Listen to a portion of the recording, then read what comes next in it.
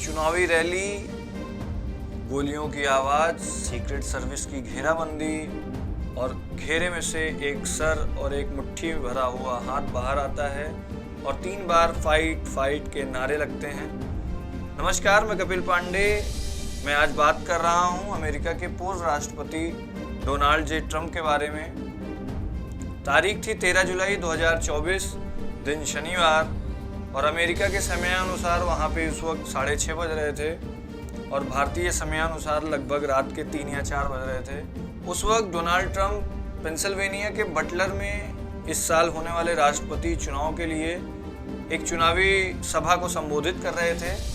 तभी अचानक वो पूरा इलाका गोलियों की आवाज़ से गूंज उठता है और डोनाल्ड ट्रंप को लगता है कि जैसे उनके कान से छू करके कोई चीज़ गुजरी हो, तो वो अपना हाथ कान पर लगाते हैं।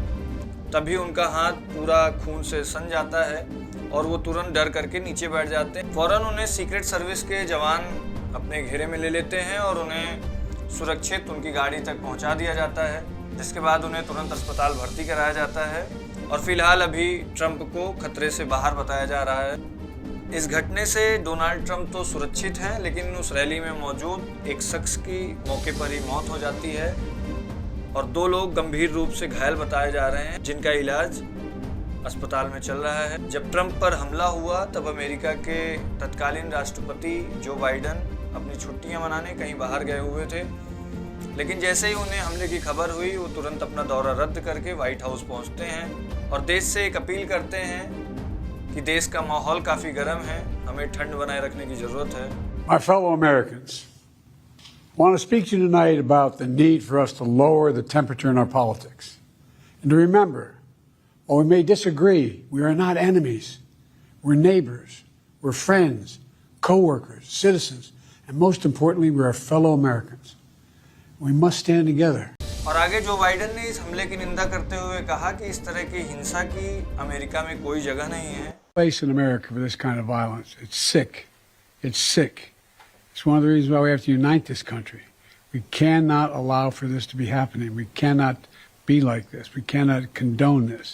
And so सीक्रेट सर्विस ने मौके पर ही उस संदिग्ध हमलावर को मौत के घाट उतार दिया। FBI ने 14 जुलाई को अपनी प्रेस कॉन्फ्रेंस में ये साफ किया कि इस हमले के मोटिव्स के बारे में अभी हमें कोई सुराग नहीं मिला है। FBI ने प्रेस कॉन्फ्रेंस में उस संदिग्ध हमलावर का नाम थॉमस मैथ्यू क्रूक बताया है, जिसकी उम्र 20 साल है।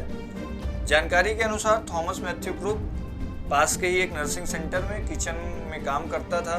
वोटर रिकॉर्ड्स के मुताबिक क्रूक्स ने रिपब्लिकन पार्टी की सदस्यता ले रखी है और आपको बता दें कि डोनाल्ड ट्रंप भी रिपब्लिकन पार्टी के ही नेता हैं। वहीं बताया जा रहा है कि क्रूक्स ने डेमोक्रेटिक पार्टी से जुड़े एक संगठन को डोनेशन भी दिया है। साल 2023 में क्रूक्स ने वहीं के एक लोकल शूटिंग क्लब को ज्वाइन किया, जिसमें वह लंबी दूरी से निशाना लगाने का अभ्यास करता था। आपको बता दें कि क्रूक्स ने डोनाल्ड ट्रंप के ऊपर 150 मीटर दूर से गोली चलाई थी। थॉमस क्रूक्स ने जिस हथियार का इस्तेमाल किया वो हथियार उसके पिताजी ने खरीदा था और उसकी गाड़ी से कुछ संदिग्ध चीज़ें भी बरामद हुई, जिसके बाद बॉम्ब डिफ्यूजल टीम को मौके पर बुलाया जाता है। अमेरिका के राजनीतिक इतिहास में ये पहली बार नहीं हुआ है जब किसी राष्ट्रपति या पूर्व राष्ट्रपति पर गोलियों से हमला किया गया हो।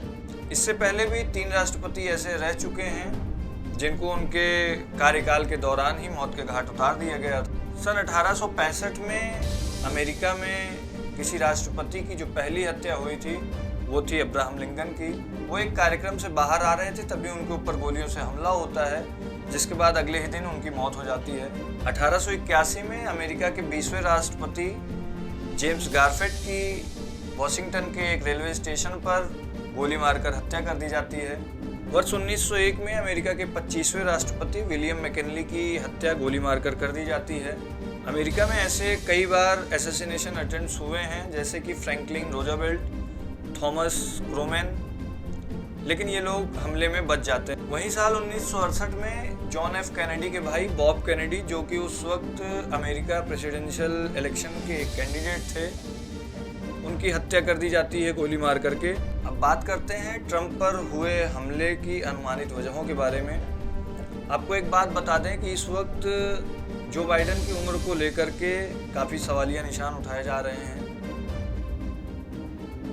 अमेरिका में दो बड़ी पार्टियां हैं, एक डेमोक्रेटिक पार्टी जिसके नेता जो बाइडन है और दूसरी रिपब्लिकन पार्टी जिसके नेता डोनाल्ड ट्रंप है। अब पेंसिल्वेनिया को एक स्विंग स्टेट माना जाता है क्योंकि वहाँ के लोग कभी रिपब्लिकन पार्टी को अपना मत देते हैं तो कभी डेमोक्रेटिक पार्टी को, इसलिए जो बाइडन हो या डोनाल्ड ट्रंप हो सबकी नज़र पेंसिल्वेनिया पर होती है।